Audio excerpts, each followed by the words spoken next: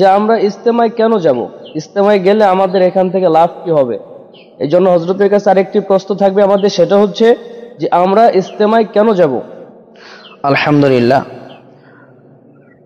আসলে ইজতেমাতে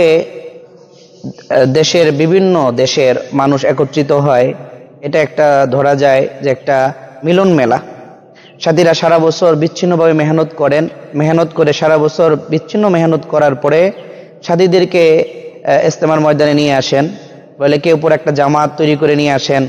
আবার কিছু সাথী কখনো সময় লাগায় নাই, কাজকে মহব্বত করে ভালোবাসেন। এ জাতীয় সাথী 3 দিন লাগানো সাথী, 10 দিন 15 দিন, 1 চিল্লা 3 চিল্লা লাগানো সাথী ওনাদেরকে নিয়ে আসেন। নিয়ে আসার দ্বারা আগে থেকে এলাকায় মেহনত করে কিছু সাথীদেরকে নিয়ে আসেন, বলে ওনারা ইজতেমার ময়দানে থেকে আল্লাহর রাস্তায় বের হয়ে যাবে। আর কিছু সাথী বলে ওনারা তৈরি হয়ে আসে নাই, তো ময়দানে আসে। এখানে আসার পরে আমাদের পৃথিবীর বিশ্ববরেণ্য ওলামায়ে কেরাম, বুজুর্গ, নেককার আল্লাহ ওয়ালারা এখানে কথা বলেন। ওনাদের কথার দ্বারা ইমানের তরাক্কি হয়, আমলের তরাক্কি হয়। বলে ইমানের উন্নতি হয়, আমলের উন্নতি হয়, ইমানি জজবা বৃদ্ধি পায়, আমলের ইচ্ছা আকাঙ্ক্ষা বৃদ্ধি পায়। বলে একে অপরের মধ্যে ভ্রাতৃত্বের বন্ধন বৃদ্ধি পায়। এজন্য ইজতেমার ময়দানে এই আলোচনার দ্বারা বলে হার লাইনে উপকার হয়। এজন্য যারা ইজতেমার ময়দান থেকে নতুন সাথীরাও তৈরি হয়ে তারা দাআ ইলাল্লাহ, আল্লাহর দিকে ডাকার এই মেহনত করতে থাকেন, মেহনতের জন্য বের হয়ে যান। এই জন্য বলে বিচ্ছিন্ন মেহনত হয় সারা দেশে। এই সাথীদেরকে সবাই একত্রিত করা হয় বিশ্ব ইজতেমায়। একত্রিত হয়ে বলে এখান থেকে কিছু সাথী আল্লাহ রাস্তায় বের হয়ে যায়, আবার কিছু সাথী বলে ইমানি জজবা নিয়ে এলাকায় চলে আসে। এলাকায় এসে বলে ওনারা আবার ওরা 1 বছর পুরোদমে মেহনত করেন। এই জজবা, এই ইচ্ছা আকাঙ্ক্ষা, আমলের এই পরিবেশ, ইমানের পরিবেশ বলে তাদের মধ্যে ঢোকায় দেওয়ার জন্য, বৃদ্ধি করে দেওয়ার জন্য বলে ইজতেমায় অধিকাংশ সাথী একত্রিত হয়। অসংখ্য শুকরিয়া জানাই।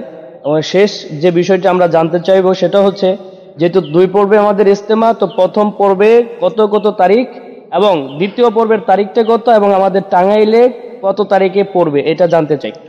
জি আলহামদুলিল্লাহ, আসলে ওলামায়ে কেরামের ইজতেমাটায় 2 পর্বে হচ্ছে, 2 পর্বে বিভক্ত করা হয়েছে।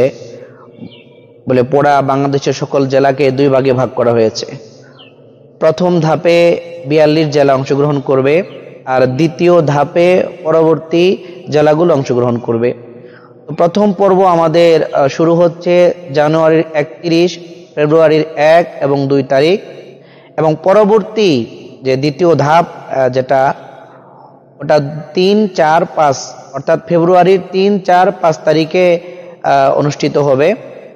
আমাদের টাঙ্গাইল জেলা এটা নিয়ে আসলে অনেক বিতর্ক হচ্ছে সোশ্যাল মিডিয়ায়, যে আমাদের যে একটা চার্ট দেওয়া হয়েছে ইজতেমার, ওই চার্টের মধ্যে লেখা আছে যে টাঙ্গাইল জেলা প্রথম পর্বে।